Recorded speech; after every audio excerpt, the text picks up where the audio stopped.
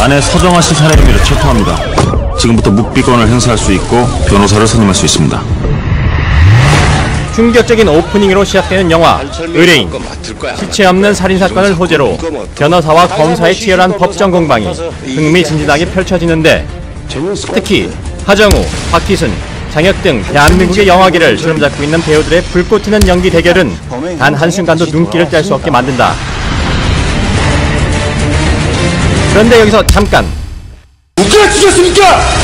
영화 속에서 보여진 재판과 법조인들의 모습에 여기 있습니다. 를 외치며 딴지를 걸고 나선 검사들이 있었으니 이거 좀 이상한데요. 영화가 과장이 심한 것 같아요.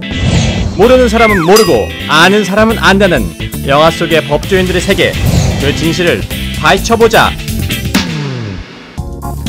안녕하십니까. 주검사님 반갑습니다. 네, 민검사님 오랜만입니다. 주검사님 제가 어렵게 섭외했는데 어떤 자리인지 아시죠? 네. 영화나 드라마를 보다 보면 검찰 주변에 관한 내용이 실제와 다른 경우가 많죠. 그걸 한번 짚어보자는 의미에서 마련한 프로그램인데요.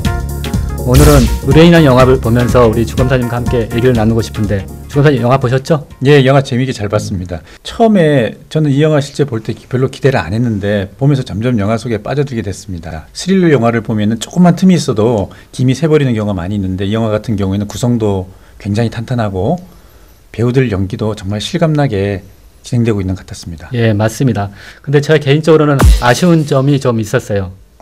저도 민검사님 왜 그렇게 생각하는지 충분히 이해가 갑니다. 왜 그런지 아시죠? 그럼요. 검사 나오는 영화는 확실히 집중하기 힘들어요. 직업병인 것 같아요. 그러니까요. 검찰청 밖에서는 좀 그냥 편하게 봐도 되는데 그게 잘 안 되더라고요. 그럼 이제 우리 영화 보면서 본격적으로 얘기해 볼까요? 예, 그렇게 하시죠.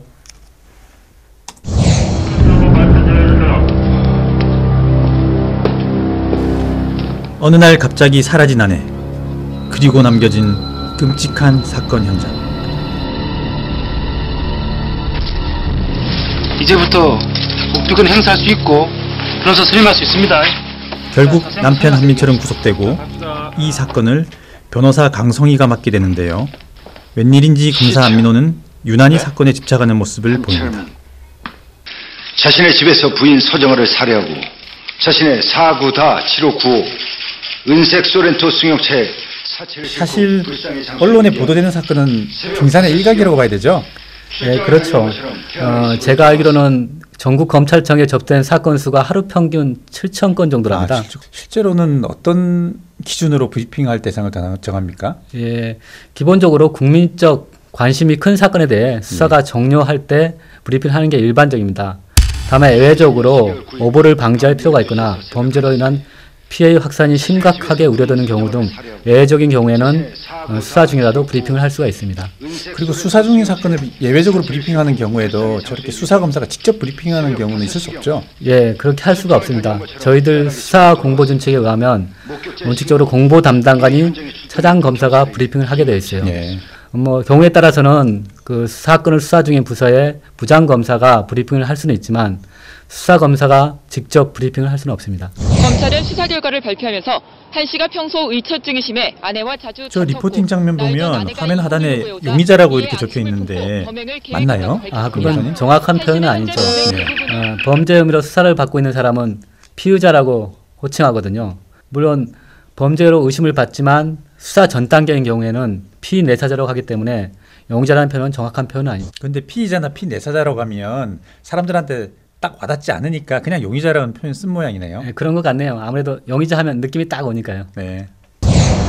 안민호 검사님? 오랜만이야. 정상 참작? 이게 말이 된다고 생각해? 저 장면 보면 수사검사와 변호인이 사건 관계로 밖에서 만나서 이야기하는 장면인데 실제로 저런 경우가 있나요?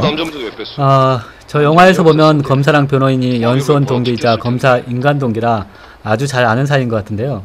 아무리 그렇더라도 변호인이 사건에 대해서 검사에게 설명을 할 수는 있지만 저렇게 검사실 밖에서 사건에 대해서 이야기한다는 건 있을 수 없죠. 그냥 이 사건 하지 마라. 나중에 또 후회할 그렇죠. 더구나 아무리 연수원 동기라고 하더라도 변호사가 맡은 사건을 두고 수사검사가 손 떼라느니 하는 거는 상상하기 어려운 것 같은데요. 사실 실제로 영화나 드라마에서 저런 장면이 많이 나오니까 국민들도 오해를 하고 그런 거 아닌가 모르겠어요. 네. 한정민이 배심질이시죠. 배심원 설정 한 2주는 걸려? 배심제?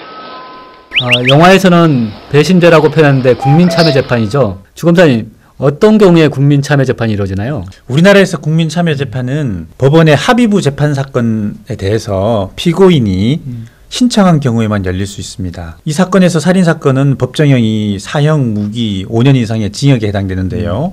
합의부 재판 대상이므로 국민참여재판 대상이 될 수 있는 거죠. 아, 그래요? 예. 그럼 배심원은 어떻게 선정이 되는 거죠? 배심원은 국민참여재판이 열리는 지방법원 관할에 주민등록이 되어 있는 성인 국민 중에서 일정 수의 배심원 후보자를 먼저 법원에서 선정합니다. 그러면은 그 후보자들 중에서 법정에 출석한 사람들 중에서 일정한 배심원 선정 절차를 거쳐서 만약 그 사건이 법정형의 사형, 무기 금고나 무기 징역 같은 형이 있으면은 배심원을 9명 선정하게 되고요. 그 외 사건 같은 경우에는 배심원을 7명 선정하게 됩니다. 여기 있습니다. 영화 장면에 보면 법정에 판사님이 한 분만 앉아 계시는데 좀 이상하지 않아요? 예, 그렇죠. 영화에서는 국민참여재판 사건이고 이 경우는 합의부로 진행되므로 당연히 판사님이 3분 계셔야죠. 영화 만든 사람들이 돈 좀 쓰시지 그랬어요? 그러게 말입니다. 엑스트라 2명만 양쪽에 앉혀도 됐을 텐데. 강 변호사, 이병국이 증인 신청했다는 얘기 들었지?